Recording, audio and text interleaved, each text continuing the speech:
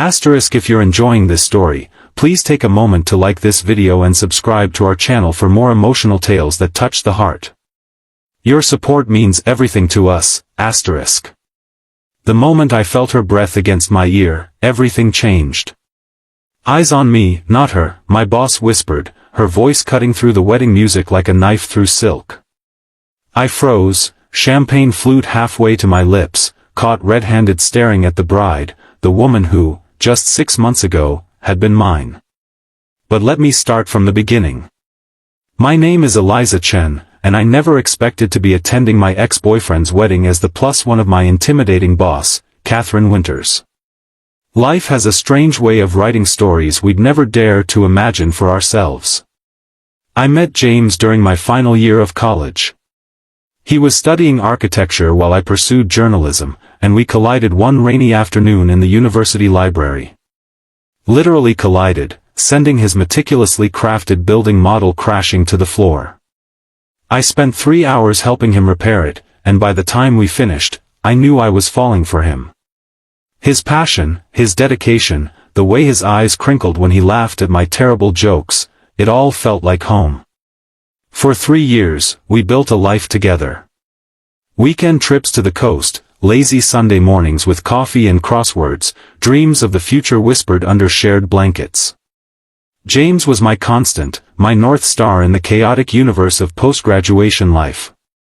When I landed my dream job at Pinnacle magazine, he celebrated more enthusiastically than I did, cooking an elaborate dinner and presenting me with a vintage typewriter he'd restored himself. "For all the stories you'll tell," he'd said, eyes bright with pride. I never imagined the story of us would end so abruptly. It happened on an ordinary Tuesday. I came home late from work, exhausted after covering a last-minute story assignment. The apartment was dark except for the soft glow from our bedroom. I expected to find James asleep, but instead, he was sitting on the edge of our bed, hands clasped between his knees, eyes red-rimmed. "We need to talk," he said, and with those 4 words, my world began to unravel. He spoke of growing apart, of wanting different things, of meeting someone who understood his vision. Her name was Olivia, an interior designer he'd been working with on a project for the past few months. They hadn't meant for it to happen, he assured me, as if that somehow softened the blow. I moved out the next day, taking only what I could fit in my car. The typewriter stayed behind. The following months passed in a blur of work and grief. I threw myself into my job at Pinnacle, taking on every assignment, staying late, coming in early. Catherine Winters, the magazine's formidable editor-in-chief, noticed. Known for her razor-sharp instincts and even sharper tongue, Catherine was both feared and revered in the publishing world. When she called me into her office one Friday afternoon, I was certain I was about to be fired for some oversight in my latest article. Instead, she offered me a promotion. "Senior features writer," she said, sliding a contract across her immaculate desk. "You've earned it, Chen. Your work these past months has been exceptional." I stared at the paper, unable to process what was happening. "Thank you, Ms. Winters, but—" "Catherine," she corrected, the ghost of a smile playing at her lips. "We'll be working closely together now."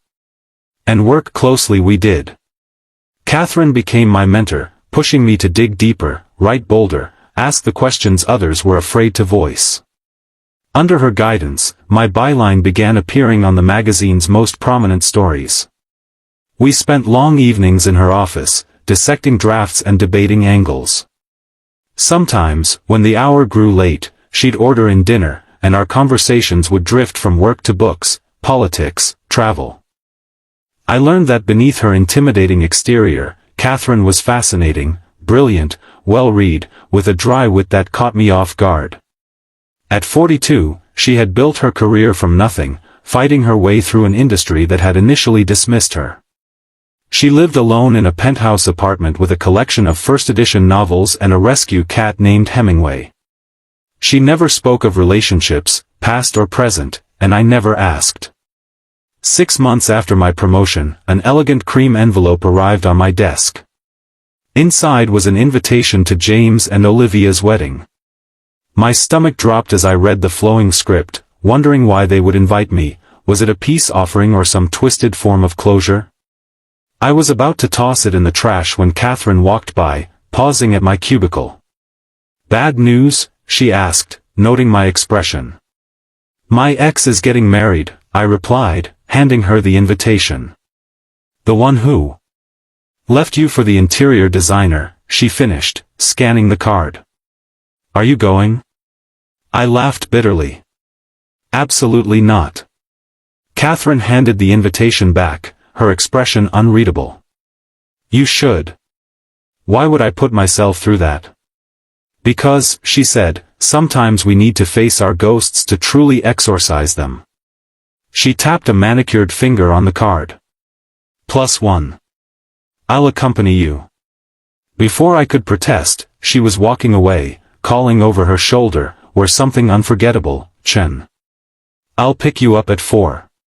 And that's how I found myself at the Rosewood Hotel's grand ballroom on a perfect June evening, wearing a midnight blue dress that cost more than my monthly rent.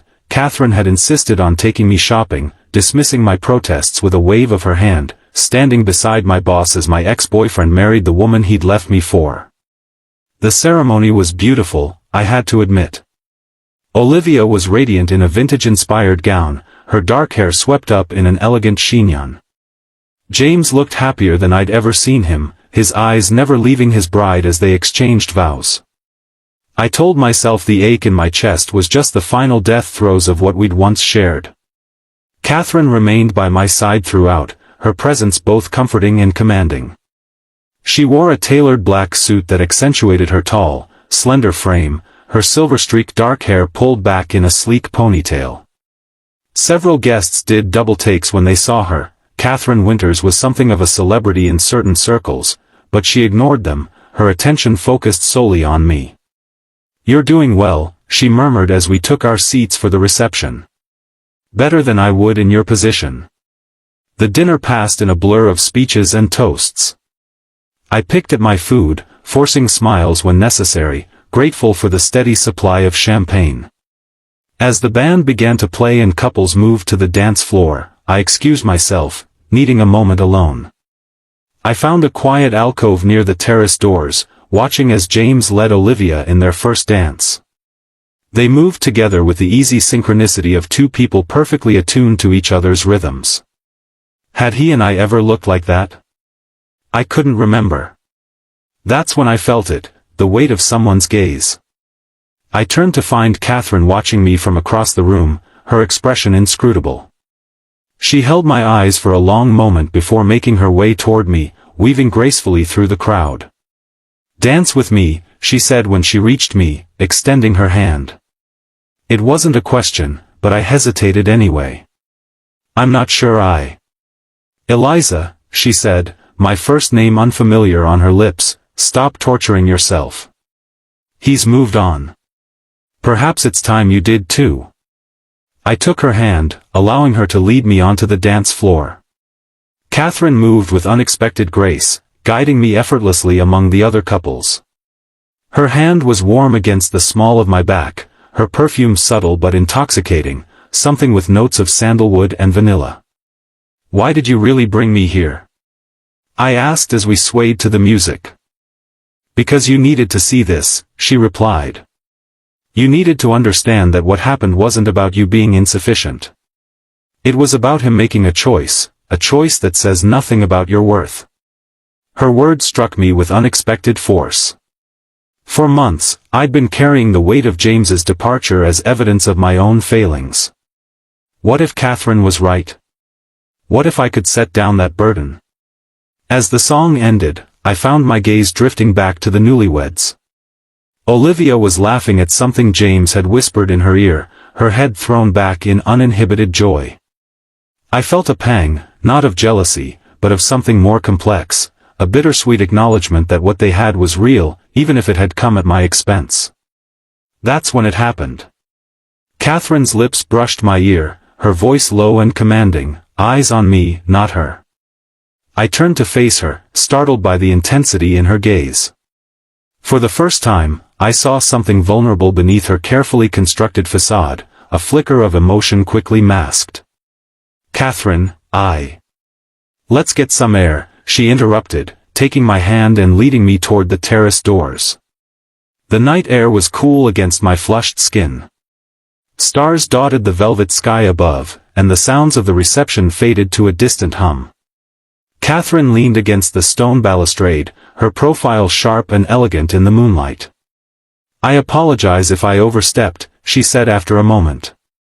"That was unprofessional of me."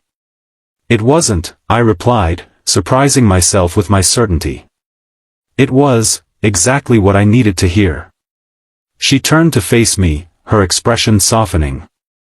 "I've watched you these past months, Eliza. You're extraordinary, talented, resilient, with a perspective that makes your writing sing. But you've been living in the shadow of what you lost, instead of stepping into the light of what you could become."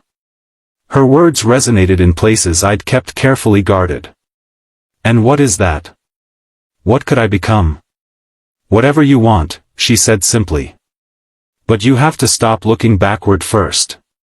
In that moment, something shifted between us, the careful boundaries of our professional relationship blurring into something I couldn't quite name. Catherine reached out, tucking a strand of hair behind my ear, her fingers lingering against my cheek. "We should return to the reception," she said, though she made no move to leave. "Or we could leave altogether," I suggested, surprising myself with my boldness. A slow smile spread across her face. "Where would you like to go?" "Anywhere," I replied. "As long as it's forward, not back." We slipped away from the wedding without saying goodbye, Catherine's hand in mine as we made our way through the hotel lobby. Outside, the night stretched before us with infinite possibility. For the first time since James had walked out of my life, I felt something like hope unfurling in my chest. That night marked the beginning of a transformation, not just in my relationship with Catherine, which evolved gradually from mentorship to friendship to something deeper and more profound, but in my relationship with myself. I began to recognize the strength that had carried me through heartbreak, the talent that had earned me recognition, the resilience that had kept me moving forward even when standing still seemed easier. 6 months later, I published my first major feature under Catherine's guidance, an in-depth exploration of women rebuilding their lives after significant loss. It was nominated for a prestigious journalism award, and though I didn't win, the recognition opened doors I'd never imagined possible. A year after the wedding, Catherine and I moved in together. Our relationship wasn't without challenges, two strong-willed writers sharing both personal and professional space made for occasional fireworks, but we navigated them with honesty and respect. Catherine pushed me to reach for opportunities one might have otherwise dismissed as beyond my grasp, while I helped her soften some of the sharp edges she developed as protection in a cutthroat industry. I ran into James and Olivia once, at a gallery opening for an artist friend we had in common. They were expecting their first child, Olivia's hand resting protectively over her rounded belly.